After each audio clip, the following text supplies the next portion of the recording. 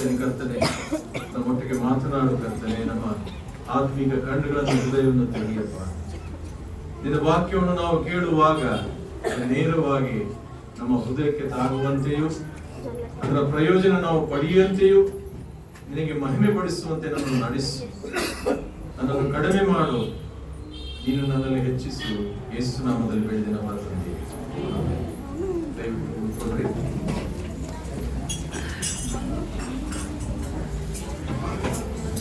ಇದೊಂದು ಬಹಳ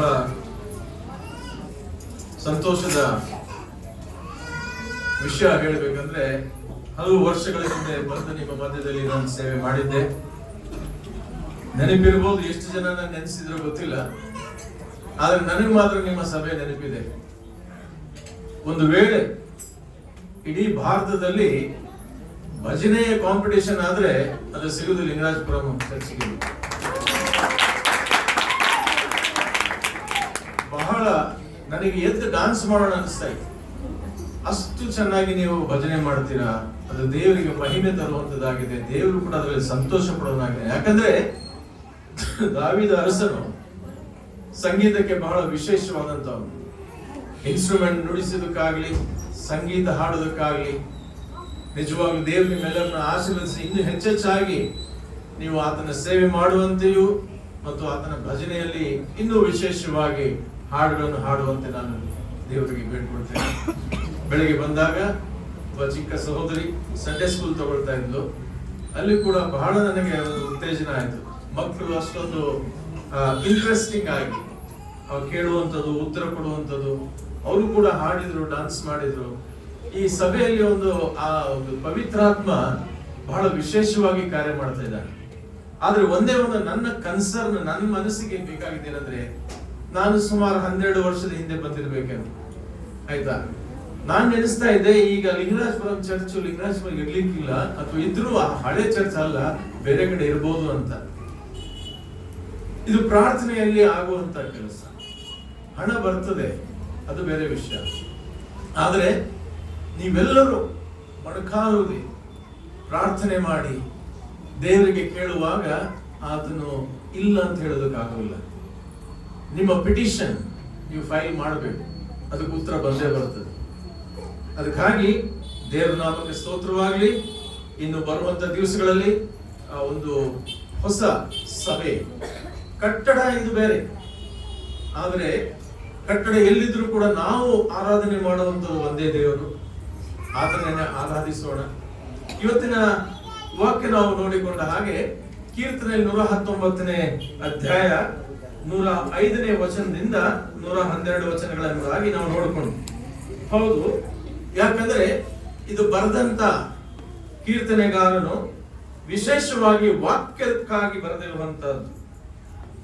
119ನೇ ಅಧ್ಯಾಯ ಧರ್ಮಶಾಸ್ತ್ರ ಮಹತ್ವವನ್ನು ವರ್ಣಿಸುವ ಈ ಪ್ರಿಯ ಅಕ್ಷರ ಮಾನುಸಾರವಾದ ಕೀರ್ತನೆ ಎಂಬುದಾಗಿ, ವಾಕ್ಯ, ದೇವರ ವಾಕ್ಯ ಎಂಬುದಾಗಿ ನಾವು ಹೇಳುವಾಗ ಅದಕ್ಕೆ ಜೀವ ಉಂಟು.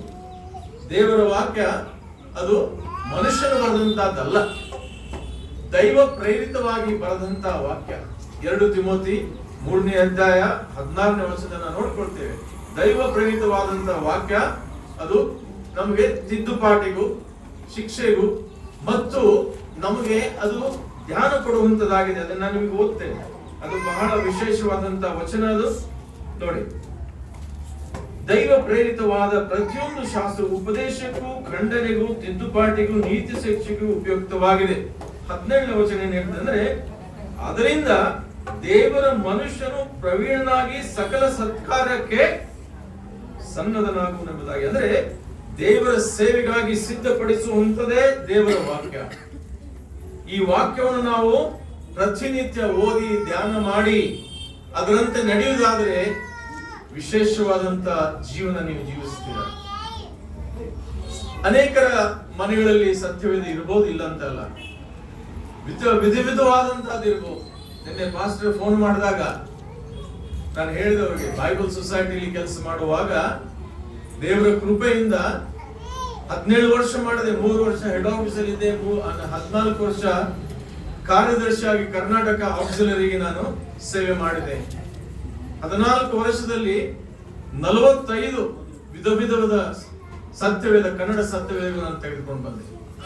ಅನೇಕರ ಕೈಯಲ್ಲಿ ಇರಬಹುದು ಬೇರೆ ಬೇರೆ ಸತ್ಯವೇದ, ಇಲ್ಲಾದ್ರೆ ಇಲ್ಲಿ ನಾನು ನೋಡ್ತಾ ಇದ್ದೇನೆ ಕೀರ್ತನೆ ಮತ್ತು ಸಂಗೀತ ಇರುವಂತಹ ಬೈಬಲ್ಗಳು ತುಂಬಾ ಇದೆ. ಇಲ್ಲಿ ನಿಮ್ಮ ವೈಯಕ್ತಿಕ ಬೈಬಲ್ಗಳು ಇರಬಹುದು ಸುಮಾರು. ಅದರಲ್ಲಿ ಅಧ್ಯಯನ ಸತ್ಯವೇದ ಅಂದ್ರೆ ಸ್ಟಡಿ ಬೈಬಲ್, ಆಮೇಲೆ ದ್ವಿಭಾಷೆ ಇಂಗ್ಲಿಷ್ ಮತ್ತು ಕನ್ನಡ ಇರುವಂತಹ ಬೈಬಲ್, ನ್ಯೂ ಟೆಸ್ಟಮೆಂಟ್, ಸಂಗೀತಕ್ಕೆ ಜ್ಞಾನೋಕ್ತಿ ಮತ್ತು ಕೀರ್ತನೆ. ಯಾಕೆ ಹೇಳ್ತಾ ಇದ್ದೇನೆ ಅಂದ್ರೆ ಇದೆಲ್ಲ ಬಹಳ ಮಹತ್ವವಾದದ್ದು. ಮೊದಲು ಒಂದೇ ಒಂದು ಅಕ್ಷರ, ಸಣ್ಣ ಅಕ್ಷರದ ಸತ್ಯವೇದ ಇತ್ತು. ಜನರಿಗೆ ಓದುವಾಗ ಈ ತರ ಹಿಡ್ಕೊಂಡು ಓದುದು ನಾನು ನೋಡಿದ್ದೆ. ಆ ಆಸೆ ಇತ್ತು. ನಾನು ಬ್ಯಾಂಕ್ 26 ವರ್ಷ ಕೆಲಸ ಮಾಡಿ ಹೊರಗೆ ಬಂದಾಗ ದೇವರು ನನಗೆ ಒಂದು ಸಂದರ್ಭ ಕೊಟ್ಟ, ಸತ್ಯವೇದ ಸಂಸ್ಥೆಯಲ್ಲಿ ಕೆಲಸ ಮಾಡೋದು. ನನ್ನ ಪತ್ನಿ ಹೇಳಿದ್ರು, ನಾನು ಯಾವಾಗ ಸೇವೆಗೆ ಬರ್ಬೇಕಂದಿದ್ದೇನೆ, ನಾನು ರಿಸೈನ್ ಮಾಡ್ತಿದ್ದಾಗ ನಾನು ಸೆಂಟ್ರಲ್ ಗವರ್ಮೆಂಟ್ ಇದ್ದೇನೆ, ನೀವು ಬನ್ನಿ ಅಂತ ಹೇಳಿದ್ರು. ಆ ಸೆಂಟ್ರಲ್ ಗವರ್ಮೆಂಟ್ ಅಲ್ಲಿ ಇದ್ದೇನೆ ಬನ್ನಿ ಅಂತ ಹೇಳುವಂತ ಮಾತು ನನಗೆ ಒಂದು ಧೈರ್ಯನೂ ಕೊಡ್ತು ಮತ್ತು ದೇವರ ಚಿತ್ತ ಅನಿಸ್ತು. ಬಂದೆ ಬೈಬಲ್ ಸೊಸೈಟಿಯಲ್ಲಿ ನಾನು ಸೇರ್ಕೊಂಡಾಗ ಅಲ್ಲಿ 4 ವರ್ಷಗಳಾದ್ಮೇಲೆ ಈ ಸೆಂಟ್ರಲ್ ಗವರ್ಮೆಂಟ್ ಕೂಡ ಬಿಟ್ಟು ಬಂದು ಹೊರಗಡೆ. ಅವರು BSNL ಕೆಲಸ ಮಾಡ್ತಾರೆ, ಅವರು ಬಿಟ್ಟು ಬಂದು ಅವರು ಕೂಡ ಬೈಬಲ್ ಸೊಸೈಟಿಯಲ್ಲಿ 17 ವರ್ಷ ಕೆಲಸ ಮಾಡಿದ್ರು. ಯಾಕೆ ಹೇಳ್ತೀನಿ ಅಂದ್ರೆ ದೇವರ ವಾಕ್ಯ. 138ನೇ ಕೀರ್ತನೆ ಅದರಲ್ಲಿ ಎರಡನೇ ವಚನದಲ್ಲಿ ನಾವು ಓದುವಾಗ ದೇವರು ತನ್ನ ವಾಕ್ಯವನ್ನು ತನ್ನ ಹೆಸರಿನಿಗಿಂತ ಹೆಚ್ಚು ಬೆಲೆ ಕೊಟ್ಟದನ್ನು ನಾವು ಕಾಣ್ತೇವೆ. ದೇವರು ತನ್ನ ಹೆಸರಿನಿಗಿಂತ ದೇವರ ವಾಕ್ಯಕ್ಕೆ ಬೆಲೆ ಕೊಟ್ಟಂತದ್ದು. ದೇವರೇ ದೇವರ ವಾಕ್ಯಕ್ಕೆ ಬೆಲೆ ಕೊಡುವಾಗ ನಾವ್ಯಾರು ಅಲ್ವಾ? ಹಾಗಿರುವಾಗ ದೇವರು ನೋಡಿ ಉತ್ಪನ್ನ ಮಾಡುವಾಗಲೇ ಕೂಡ 105ನೇ ವಚನದಲ್ಲಿ ನಾವು ನೋಡುವಾಗ ಏನ್ ಹೇಳ್ತದಂದ್ರೆ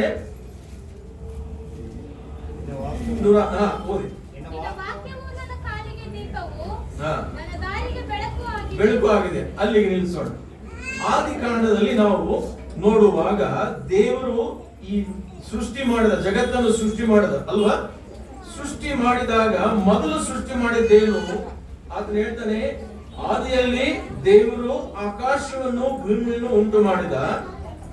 2ನೇ ವಚನದಲ್ಲಿ ನೋಡ್ಕೊಂಡು, ಭೂಮಿಯ ಕ್ರಮವಿಲ್ಲದೆಯೂ ಬರಿದಾಗಿ ಇತ್ತು, ಆದಿಸಾಗರದ ಮೇಲೆ ಕತ್ತಲವಿತ್ತು, ದೇವರ ಆತ್ಮನು ಜಲ ಸಮೂಹಗಳ ಮೇಲೆ ಚಲಿಸುತ್ತಿತ್ತು. ಆಗ ದೇವರೇನು ಹೇಳಿದಂತೆ, ಬೆಳಕಾಗಲಿ ಅನ್ನಲು ಬೆಳಕಾಯಿತು. ಬರೀ ಬಾಯಿ ಮಾತಿನಿಂದ. ಯಾವ ಇದಕ್ಕೆ ಕರ್ನಾಟಕ ಎಲೆಕ್ಟ್ರಿಸಿಟಿ ಬೋರ್ಡ್ ಹೋಗ್ಲಿಲ್ಲ ಅಲ್ವಾ? ಅಥವಾ ಬ್ಯಾಟರಿ ತಗೊಂಡು ಬೆಳಕಾಗಲಿ ಅಂತ ಹೇಳಿಲ್ಲ ದೇವರು. ಬರೀ ಬಾಯಿ ಮಾತಿನಿಂದ ಬೆಳಕಾಗಲಿ ಎಂದಾಗ ಇಡೀ ಜಗತ್ತಿಗೆ ಬೆಳಕು ಬಂತು, ಪ್ರಕಾಶ ಬಂತು. ಆಮೇಲೆ ದೇವರು ಆ ಬೆಳಕನ್ನು ಒಳ್ಳೆಯದೆಂದು ನೋಡಿದ.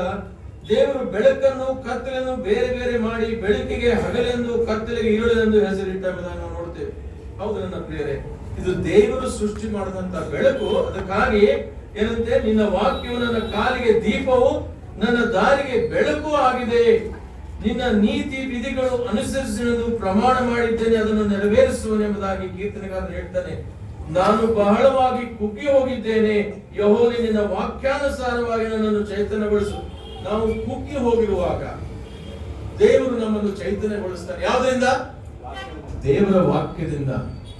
ದೇವರ ವಾಕ್ಯವನ್ನು ಪ್ರತಿನಿತ್ಯ ನೀವು ಓದುವ ಮಾತ್ರ ಅಲ್ಲ, ಧ್ಯಾನ ಮಾಡಿ ಬಾಯ್ಪಾಠ ಮಾಡೋದ್ರಿಂದ ಅದು ಬಹಳ ಪ್ರಯೋಜನ. ಅದು ಹೆಂಗಂದ್ರೆ, ಈ ಗನ್ನಲ್ಲಿ ಬುಲೆಟ್ ಇದೆ.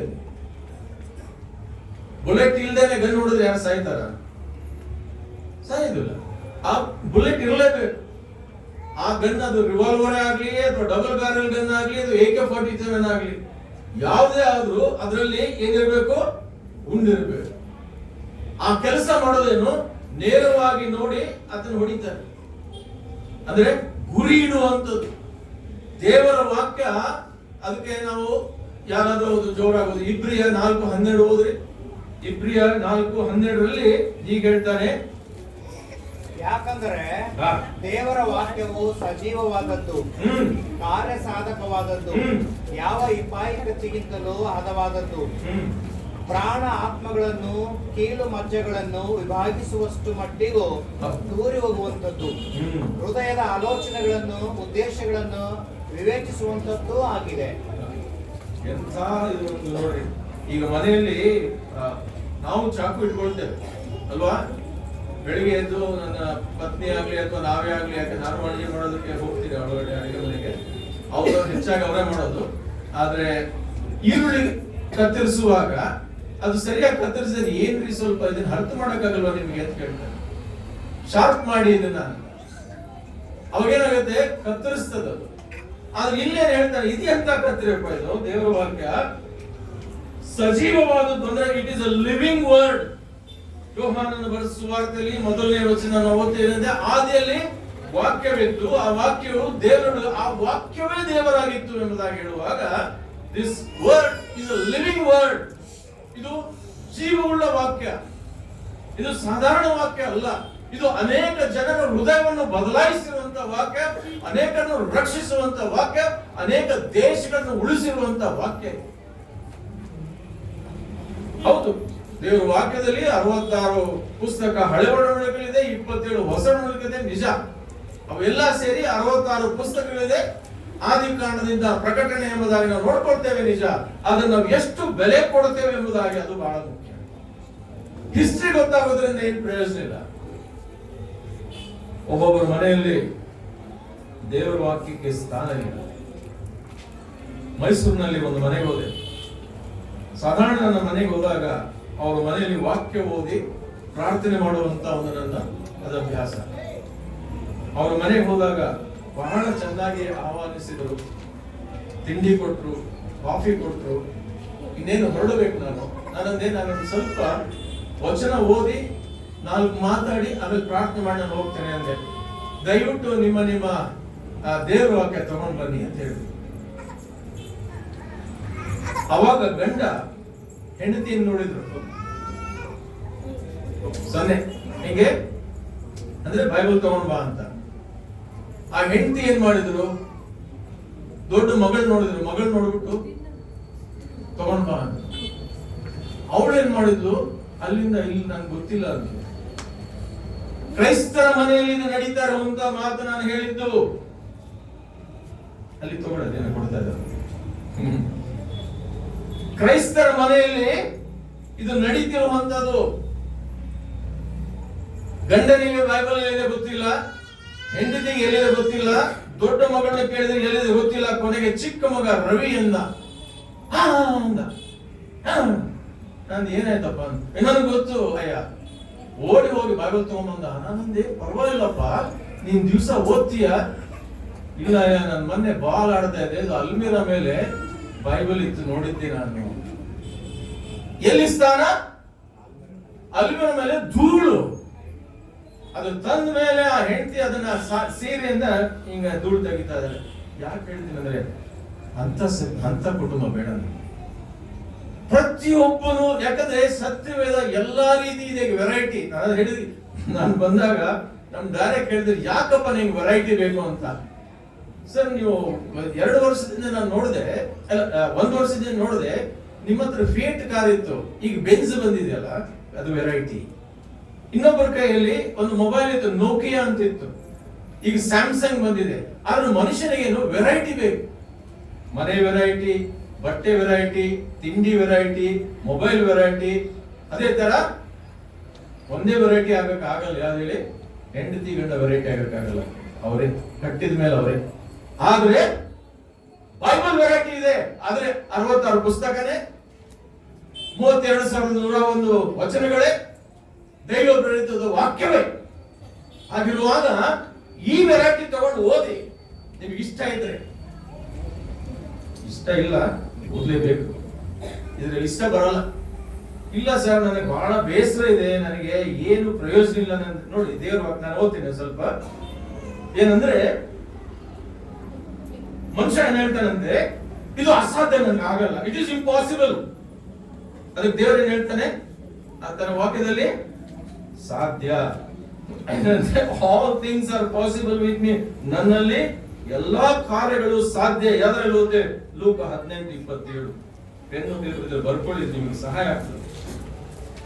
It is impossible.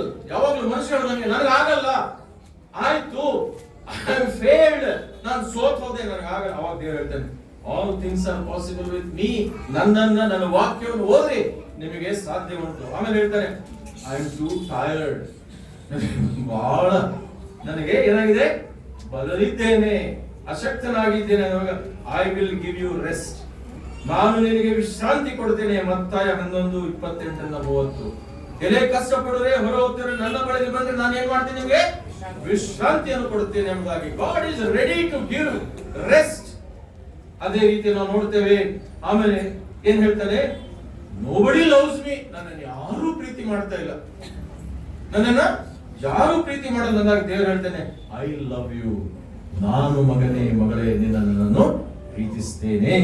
ಹಾಗಾದ್ರೆ ಅದರಲ್ಲಿ ಯೋಹಾನ 3:16 ದೇವರು ಲೋಕದ ಮೇಲೆ ಎಷ್ಟೋ ಪ್ರೀತಿಯನ್ನು ಇಟ್ಟು ತನ್ನ ಒಬ್ಬನೇ ಮಗನನ್ನು ಕೊಟ್ಟನು, ಆತನ ನಂಬುವವನು ಒಬ್ಬನಾದರೂ ನಾಶವಾಗದೆ ಎಲ್ಲರೂ ನಿತ್ಯ ಜೀವ ಪಡೆಯಲಿ ಎಂಬುದಾಗಿ ಕೊಟ್ಟರು.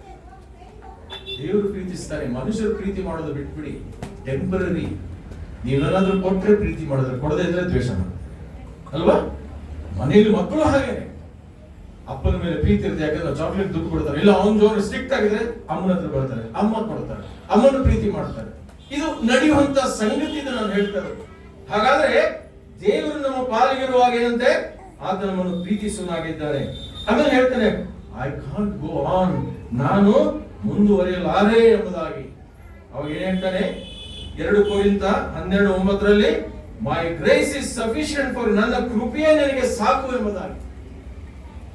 ಪೌಲನಿಗೆ ಗಾಯ ಇತ್ತು, ಆತನಿಗೆ ಬಹಳ ನೋವಿತ್ತು, ಆದ್ರೆ ಅವನು ನಿಲ್ಸಿದ್ನ, ಸೇವೆ ನಿಲ್ಸಿದ್ನ.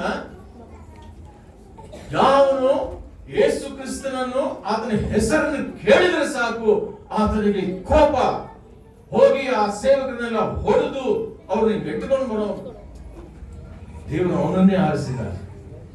ಅಂತ ಮನುಷ್ಯ ಏನ್ ಮಾಡ್ದ, ಹೊಸ ಒಡಂಬಡಿಕೆಯಲ್ಲಿ 13 ಪುಸ್ತಕವನ್ನು ಬರೆದ ಪೌಲನು ಅಲ್ವಾ? ಹಾಗಿರುವಾಗ ಆತನೇನ್ ಹೇಳ್ದ, ನನ್ನ ಕೃಪೆ ನಿನಗೆ ಸಾಕು ಪೌಲನೇ.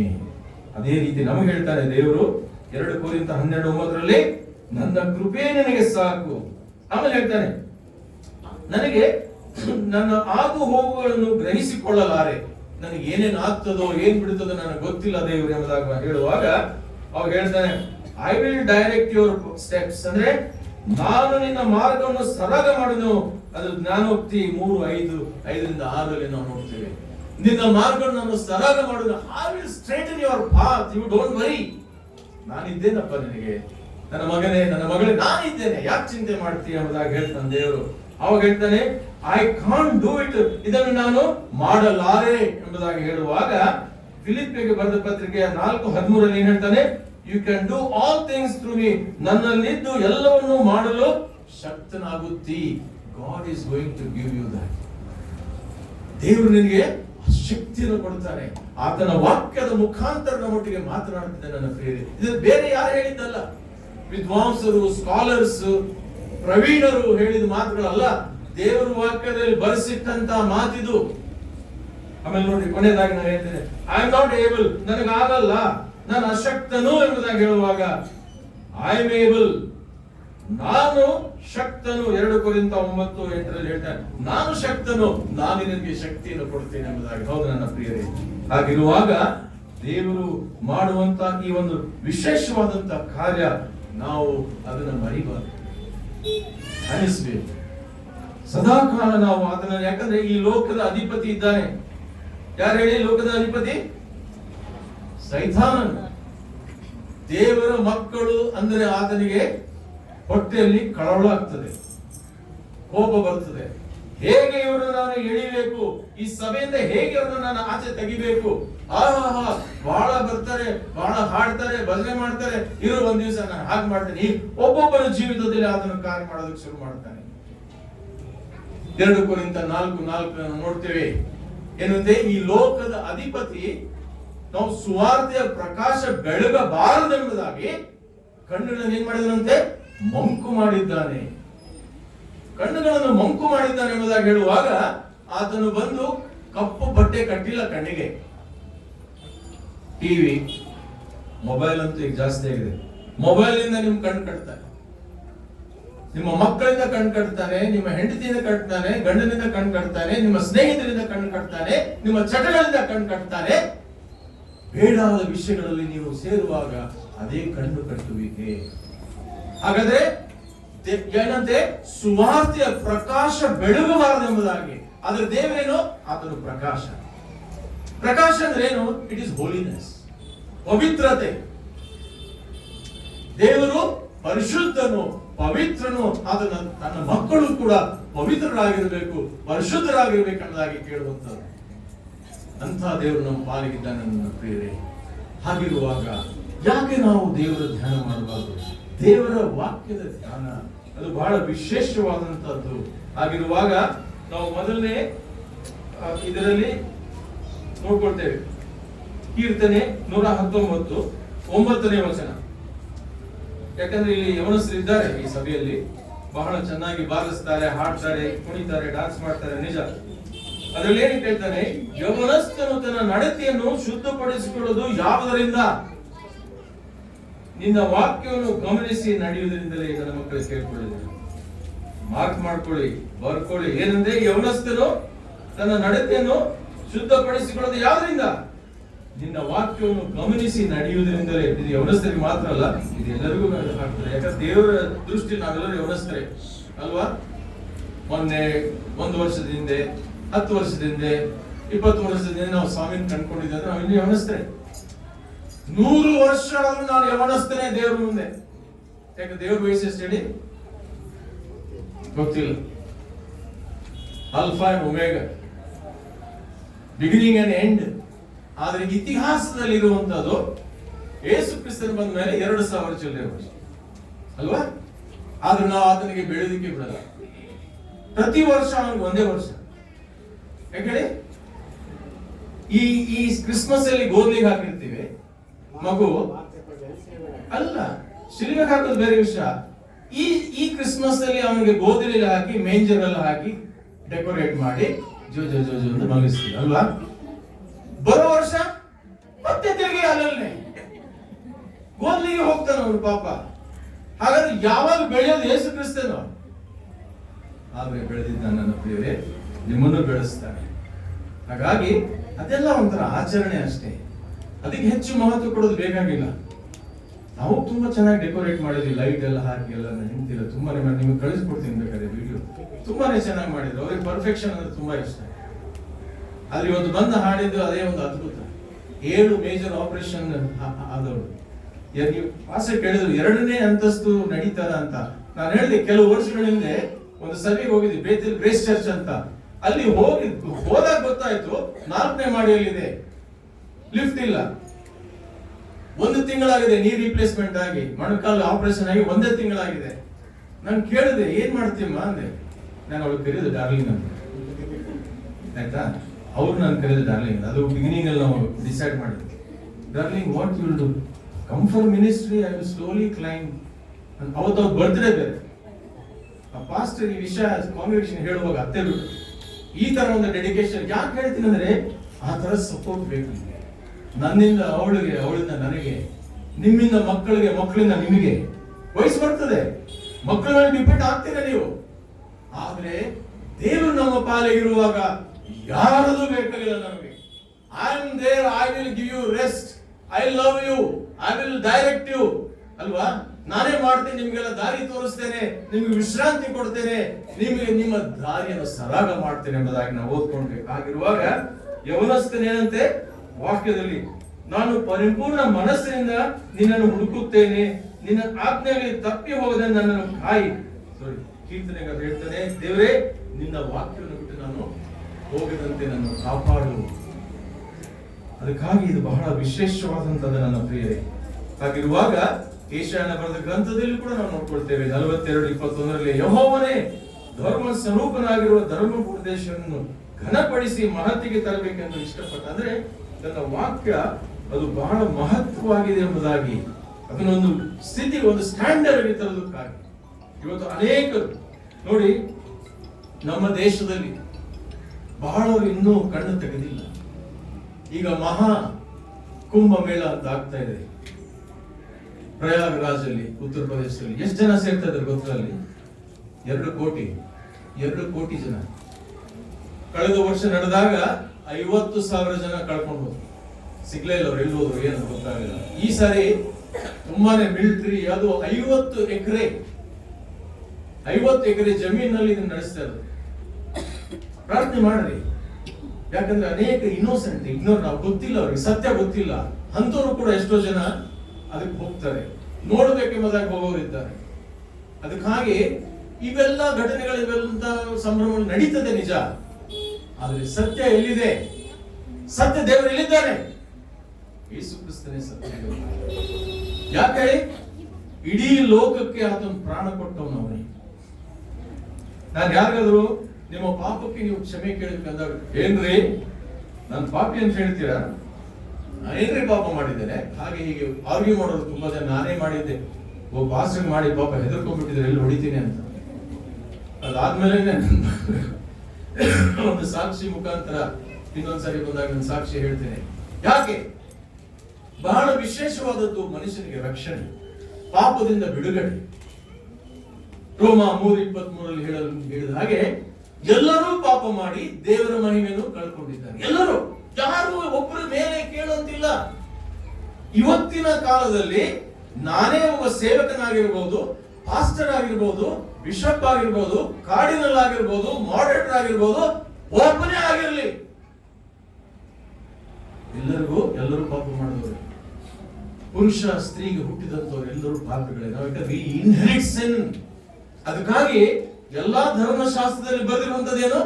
ರಕ್ತಧಾರೆ ಇಲ್ಲದೆ ಪಾಪ ಪರಿಹಾರ ಇಲ್ಲ. ಆ ರಕ್ತ ಎಲ್ಲಿ ಸುರಿತು? ಆ ಪವಿತ್ರ ರಕ್ತ. ಆ ತರ ರಕ್ತ ಸುಮಾರು ಸುರಿಸ್ತಾರೆ. ಇನಾಗ್ರೇಷನ್ ಮಾಡುವಾಗ ಕುರಿ ಕಟ್ ಮಾಡ್ತಾರೆ, ಕೋಳಿ ಕಟ್ ಮಾಡ್ತಾರೆ. ಆಮೇಲೆ ವೆಜಿಟೇರಿಯನ್ಸ್ ಏನ್ ಮಾಡ್ತಾರೆ? ಬೂದುಗುಂಬಳ ಕುಂಕುಮ ಹಾಕಿ ಹೊಡಿತಾರೆ. ಏನಂದ್ರೆ ರಕ್ತ ಕಾಣಬೇಕು, ರೆಡ್ ಕಲರ್, ದೋಷ ಪರಿಹಾರ ಎಂಬುದಾಗಿ. ಅದಾಗುತ್ತಾ? ಕೋಳಿಯಿಂದ ನನ್ನ ದೋಷ ಪರಿಹಾರ, ಪಾಪ ಪರಿಹಾರದಿಂದ ನಾನು ಪೋಲ್ಟ್ರಿನ ಇಟ್ಬಿಡ್ತಾ ಇದ್ದೆ. ಪ್ರತಿ ದಿವಸ ಪಾಪ ಮಾಡೋದು ಒಂದು ಕೋಳಿ ಕಟ್ ಮಾಡೋದು, ಪ್ರತಿ ದಿವಸ ಪಾಪ ಮಾಡೋದು ಕೋಳಿ ಕಟ್, ಇಲ್ಲ ಕುರಿ ಸಾಕ್ತಾ ಇದ್ದೆ. ಬೂದುಗುಂಬಳಗಾಯ ಒಂದು ದೊಡ್ಡ ತೋಟನೇ ಮಾಡ್ಬಿಡ್ತಾ ಇದ್ದೆ. ರಕ್ತಧಾರೆ ಇಲ್ಲದೆ ಪಾಪ ಪರಿಹಾರ ಇಲ್ಲ. ರಕ್ತ ಯಾವುದಂದ್ರೆ ಪವಿತ್ರ ರಕ್ತ, ಅದು ಕನ್ಯೆಯಲ್ಲಿ ಹುಟ್ಟಿದಂತ ರಕ್ತ. ಓಂ ಶ್ರೀ ಕನ್ಯೆ ಸುಧಾಗ ನಮಃ ಎಂಬುದಾಗಿ ಹೇಳ್ತದೆ ಶಾಸ್ತ್ರ. ಓ ಕನ್ಯೆಯಲ್ಲಿ ಹುಟ್ಟಿದಂತವರೇ ನಿನಗೆ ಸ್ತೋತ್ರಪ್ಪ ಎಂಬುದಾಗಿ. ಹಾಗಿರುವಾಗ ನನ್ನ ಪ್ರಿಯರೇ, ಯಾಕೆ ನಾವು ಅದನ್ನು ನಂಬಬಾರದು? ಯಾಕೆ ನಮ್ಮ ಹೃದಯದಲ್ಲಿ ಸ್ವೀಕಾರ ಮಾಡಬಾರದು? ಬಹಳ ಮುಖ್ಯವಾದಂತದ್ದು ನೋಡ್ರಿ. ಯೇಸು ಕ್ರಿಸ್ತ ನನ್ನ ಶಿಷ್ಯರನ್ನು ಕಳಿಸಿದ ಎಲ್ಲಿಗೆ? ಸೇವೆಗೆ ಹೊರಗಡೆ. ಅವರೆಲ್ಲರೂ ಹೋಗ್ಬಿಟ್ಟು ಬರುವಾಗ ಒಂದು ಸಂತೋಷ ಅಂದ್ರೆ, ಓ ತುಂಬಾನೇ ಸಂತೋಷ. ಒಬ್ಬರಿಗೆ ಕುರುಡನಿಗೆ ಕಣ್ಣು ಬಂತು ನಿನ್ನ ಹೆಸರಿನಲ್ಲಿ ಕರ್ತನೆ, ಒಬ್ಬರಿಗೆ ಕುಂಟನಿಗೆ ಕಾಲು ಬಂತು, ಕುಷ್ಠರೋಗಿ ಗುಣವಾದ, ಓ ಅಂತೇಳಿ ಕುಣಿದಾಡ್ತಾ ಇದ್ದಾರೆ.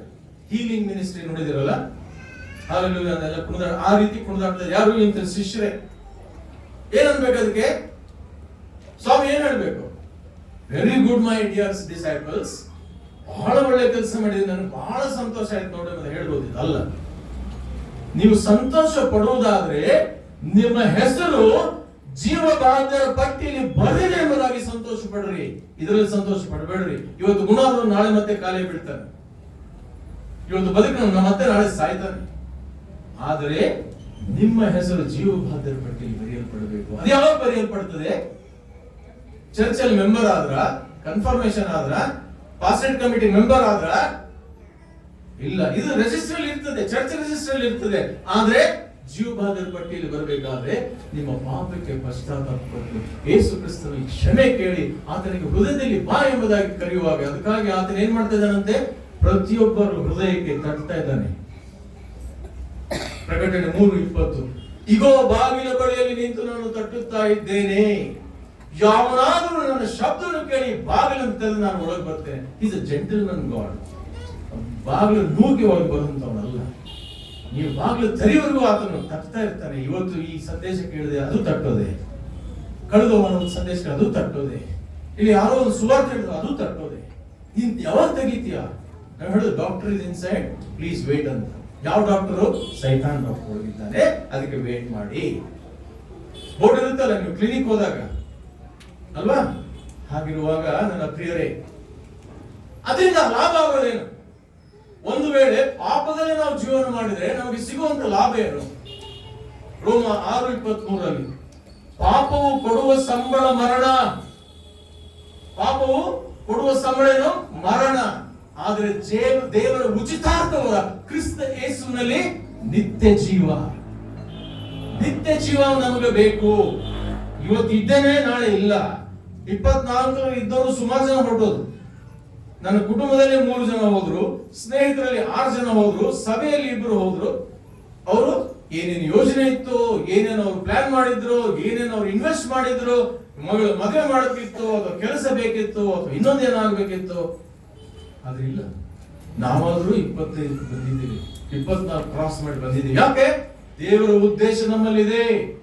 ಒಂದು ವೇಳೆ ನೀವು ಸ್ವಾಮಿಗೆ ಒಪ್ಪಿಸಿ ಕೊಟ್ಟಿರದೇ ಇದ್ರೆ ಇದೇ ಒಂದು ಒಳ್ಳೆ ಸಂದರ್ಭ. ಒಪ್ಪಿಸಿಕೊಡ್ರಿ. ಪ್ರಾರ್ಥನೆ ಮಾಡೋಣ. ಕಣ್ಣುಗಳನ್ನು ಮುಚ್ಚೋಣ. ದೇವರು ನಿಮ್ಮೊಟ್ಟಿಗೆ ಮಾತಾಡುತ್ತಿದ್ದಾರೆ. ಅವನು ಪ್ರಸನ್ನನಾಗಿ ನಿಮ್ಮನ್ನು ದೃಷ್ಟಿಸುತ್ತಿದ್ದಾರೆ. ಒಂದು ವೇಳೆ ನನ್ನ ಪ್ರಿಯ ಸಭಿಕರೇ, ಹೌದು, ನನಗೆ ಇನ್ನೂ ಈ ಅನುಭವ ಆಗಿಲ್ಲ, ನಾನು ಯೇಸು ಕ್ರಿಸ್ತನನ್ನು ನನ್ನ ಹೃದಯದಲ್ಲಿ ಕರೆದಿಲ್ಲ, ನನ್ನ ಪಾಪಕ್ಕೆ ನನ್ನ ಪಶ್ಚಾತ್ತಾಪ ಪಟ್ಟಿಲ್ಲ ಎಂಬುದಾಗಿ ಹೇಳೋರು ಯಾರಾದರೂ ಇದ್ದರೆ ದಯವಿಟ್ಟು ನಿಮ್ಮ ಬಲಗೈಗಳನ್ನು ಮೇಲೆ ನಾನು ಪ್ರಾರ್ಥನೆ ಮಾಡ್ತೀನಿ. ಅದು ನಿಮಗೆ ಪ್ರಯೋಜನ ಆಗ್ತದೆ. ದೇವರು ನಿಮ್ಮ ಹೃದಯದಲ್ಲಿ ಬರ್ತಾನೆ. ನನ್ನ ದೇವ್ರ ನಾಮಕ್ಕೆ ಸ್ತೋತ್ರವಾಗಲಿ. ಯಾಕಂದ್ರೆ ಇದು ನಾಚಿಕೊಳ್ಳುವಂಥದ್ದಲ್ಲ. ಇವತ್ತು ನೀವು ಯೇಸುವಿನ ಮುಂದೆ ನಾಚಿಕೊಳ್ಳೋದಾದರೆ ನಾಳೆ ಆತನ ಸ್ವರ್ಗದಲ್ಲಿ ದೇವರ ಮುಂದೆ ನಾಚಿಕೊಳ್ತಾನೆ. ನಾನು ಹೇಳಿದಾಗೆ ದಯವಿಟ್ಟು ಪ್ರಾರ್ಥನೆ ಮಾಡಿ ನಿಮ್ಮ ಹೃದಯದಲ್ಲಿ ಸ್ವಾಮಿ ಬರುವಂತೆ. ಯೇಸುವೆ, ನಾನು ಪಾಪಿ, ನನ್ನ ಪಾಪವನ್ನು ಕ್ಷಮಿಸು. ಕರ್ತನೆ, ನೀನೇ ನನಗೋಸ್ಕರ ಪ್ರಾಣ ಕೊಟ್ಟದನ್ನು ನಂಬುತ್ತೇನೆ. ನನ್ನ ಹೃದಯದಲ್ಲಿ ಬಾ. ನೀನೇ ನನ್ನ ದೇವರು, ನನ್ನ ಒಡೆಯನೆಂಬುದಾಗಿ ನಂಬುತ್ತೇನೆ. ಆಮೇಲೆ ಕೈ ಕಟ್ಟು. ಮಹಾಪರಿಶುದ್ಧ ಪ್ರೀತಿಗಳು ನಮ್ಮ ತಂದೆಯಾದ ದೇವರೇ, ನಿನ್ನ ಪವಿತ್ರ ನಾಮಕ್ಕೆ ನಾವು ಸ್ತೋತ್ರ ಸಲ್ಲಿಸ್ತೇವೆ.